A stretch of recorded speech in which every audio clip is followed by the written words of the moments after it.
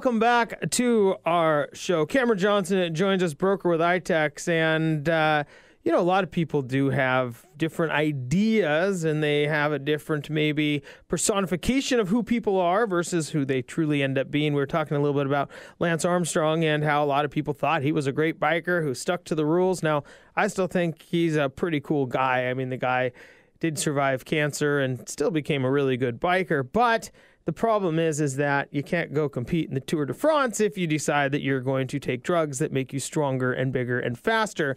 Cameron Johnson does join us, as I said, with Itex. Now, Cameron, there's certain ways that people cheat to become bigger and stronger, faster. We see it a lot in athletics. But there's also ways in business that people can become better that isn't necessarily cheating. A lot of people will prepare different ways. A lot of people will learn different things. But one tool that is similar, that will allow a business to grow, is the power of trade. And it's good to have you back on. How are you, man? I'm good. Thanks for having me. And I wasn't quite sure where that segue was going at first, but now I think I get it, and I like it. You are like the if doping was legal in cycling, that would be you for business. Sometimes a trade deal is so good it feels like you're cheating. Yeah. Oh, is that your motto?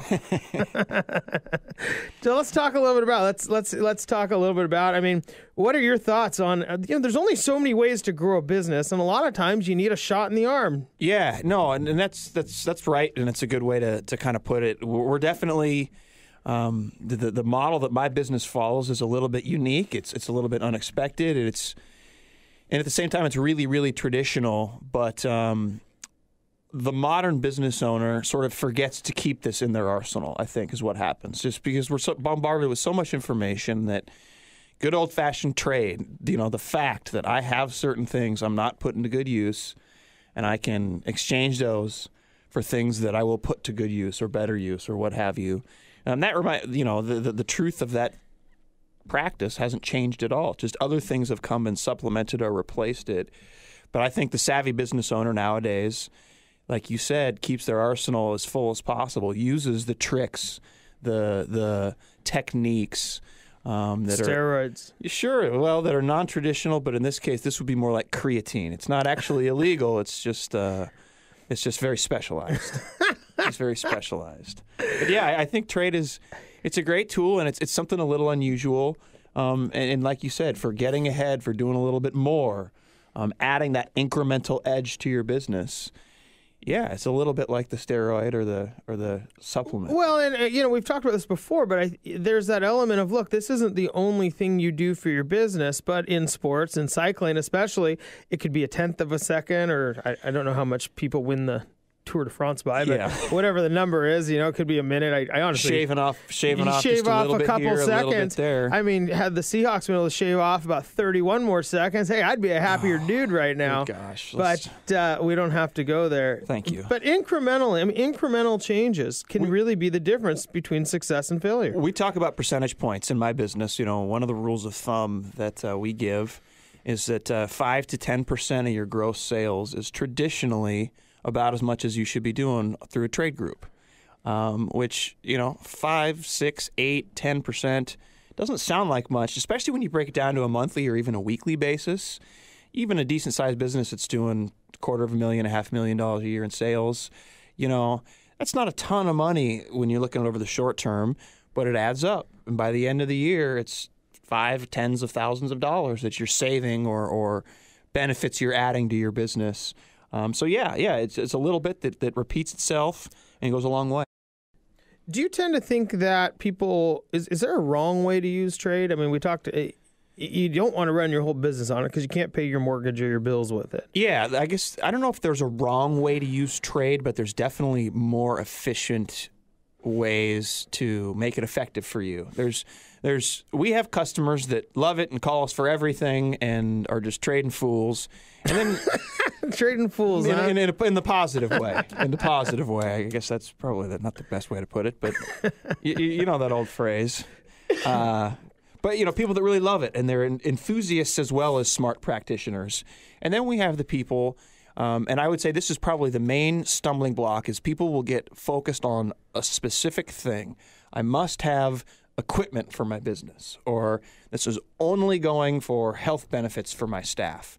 People that get really, really focused on one thing tend to be limited in the ways they can use their trade. And it's the folks that have a versatile use set that use it for, some of it is advertising, some of it is maintenance, some of it is administrative costs, some of it is personal use, some of it is medical for staff, some of it is somewhere else. These people that spread it around into a lot of different areas of their budget lines, those are the ones that are our customers for decades and do literally millions of dollars of trade volume in addition to the business that they're already doing. Cameron Johnson joins us, broker with Itex, which helps businesses use the power of trade to enrich their business and personal lives. Cameron, so when people go through the process of going, man, I want something on trade, and they have something to trade. You talked about not getting too pigeonholed in the thing, the item, the service you want. How does somebody break free? I mean, is there a vast amount of services you can choose from? Yeah, yes, there are. With my company, for example, there's about 24,000 small and medium businesses that participate. So in theory, you can trade with any one of them on any given day. There are other trade groups, of course, all over the country. We're the biggest, but there are some with upwards of 10,000 people, a couple others. And there are also hundreds of local groups. And then there's, Craigslist and finding someone that wants to directly trade with you. So the possibilities are all over the place. I obviously recommend an organized system. Why? Well, because as you said, you could just go to Craigslist. You could just go to, eBay or whatnot. You could do these things, but it's far less effective and far less efficient. And keep in mind, I'm speaking from the perspective of a business owner. If you're somebody that has a pair of skis they want to trade, I'm not saying join a barter group. That's for Craigslist just fine. But as a business owner, what if they're really nice skis, Cameron? Yeah. I got a great pair I'm trying to get rid of. Sure. Well, yeah. Well, now with the kids around, you're not going to go skiing for a few years, are you? But with a business owner, your time is your most valuable resource. I've learned this myself. You don't have time to say, okay, go back into the warehouse, see the 6 things that aren't selling very well, and how do we offload these, and how do I find a person that wants these things and will give me what I want in exchange for those things. You don't have time for that. It's not a productive or profitable use of your time. However, with a trade group like Itex, all you need to do is discern the inventory that you want to move, or the fact that, yes, out of my 40 billable hours a week, I've only working 32, so let's add 4 of them. Let's do a few on trade. I've got extra time or extra inventory. All you need to do is determine that, and then you can let trade brokers like my staff sell your product for you. They do the heavy lifting. They do the dirty work. They move it so that now you've got half the trade accomplished. Your account has been paid. You have the ability to go get something. Mm-hmm. Then they can help you shop for it, too. Mm-hmm. So if that exact item you want isn't there right now this time around, they can come back and say, well, we've got this and this and this and this. They're all great alternatives that would also be useful for your business. So it takes the concept of trading regularly and makes it an efficient piece. Mm-hmm.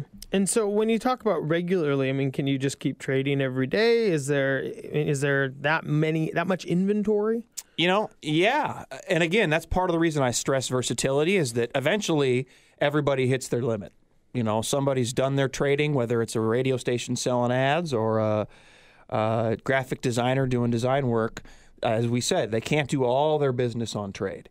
So eventually someone's going to hit their breaking point, which means, or at least temporarily, which means you'll have to choose another vendor. And that's why we talk about doing it regularly and keeping those options open, is because you may have your regular printer that you love and they print your business cards. And yeah, you can always get those done with them on trade. Mm-hmm. But when it comes to a bigger purchase or an advertising campaign, sometimes one mailer is full and you need to select a different one. Sure. It'll work like that. Well, Cameron, we do have to go to break. Thanks so much for joining us. Stick around to the end of the show. I'd love to get some more opinions. And, coming up next, we are going to talk a little bit more. I mentioned websites being the key aspect of credibility sometimes and how people can cheat to look better. Well, you have a friend here who's actually... He's an expert in... websites. You're an expert in websites. Mr. Jared Mirsky will join us next with Mirsky Media. I'm Ben Brashen. You're listening to Brashenomics.